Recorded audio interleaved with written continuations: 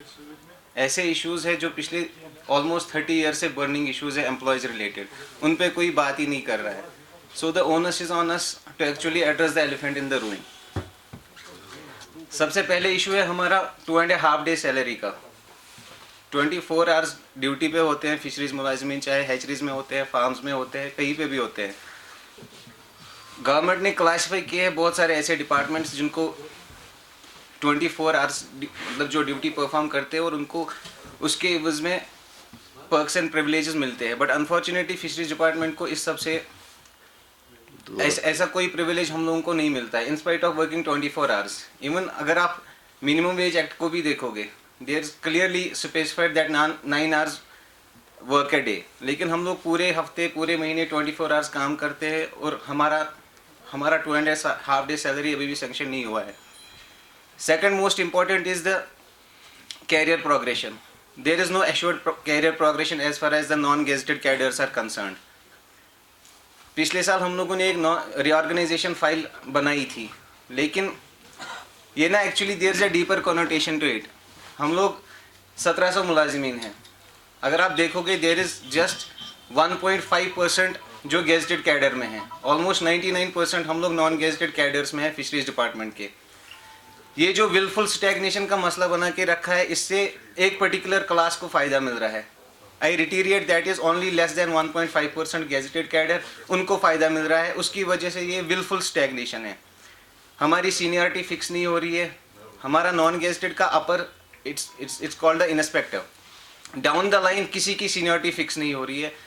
इसीलिए this is wilful stagnation. हम चाहते हैं, I mean there is immediate need of restructuring in the department, reorganisation in the department. हम चाहते हैं कि जल्द से जल्द हमारी रीऑर्गेनाइजेशन हो.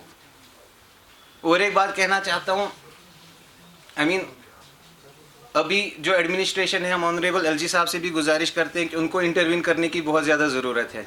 क्योंकि जब भी हमारे ऑफिसर्स, हमारे एडमिनिस्ट्रेशन हमारे किसी भी प्रोजेक्ट में विजिट करते हैं, we don't want their vision to get blurred by looking at the biggest brood fish in the pond. बहुत सारे हैं, they need to delve deep into the intricacies. उनको देखना चाहिए कि फिशरीज एम्प्लॉयज़ के साथ कितना ज़्यादा एक्सप्लॉयटेशन हो रहा है. ऑलमोस्ट वी कैन, जितनी बार हम लोगों ने ये सब किया है, our issues have been subjected to inordinate delays. So हम नहीं चाहते कि इस बार भी ऐसा कोई इनऑर्डिनेट डिले हो. हम 1-1.5 महीना और वेट कर सकते हैं, उससे ज़्यादा वेट नहीं कर सकते आप लोग. बिकॉज ये बहुत अजीब बात है कि एक फिशरीज मुलाजिम after putting in almost 30 years of service वो सेम पोस्ट पे रिटायर होता है and his pension gets fixed as at mere 13,000 to 14,000 rupees. So ऐसा नहीं है, ऐसा नहीं होना चाहिए. इनको इंटरवीन करना चाहिए and they have to become the saviours of the employees.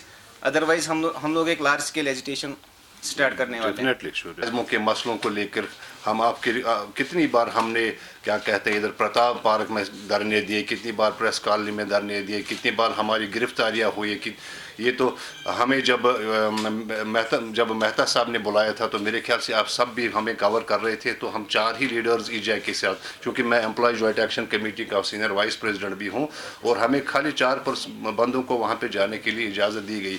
अलगरज मतलब कहने का यह है कि हमने कोई भी कसर बाकी नहीं छोड़ी मुलाजमों की जो जेन्युइन डिमांड्स है, जो जेन्युइन इश्यूज़ है, उसको हल करवाने की.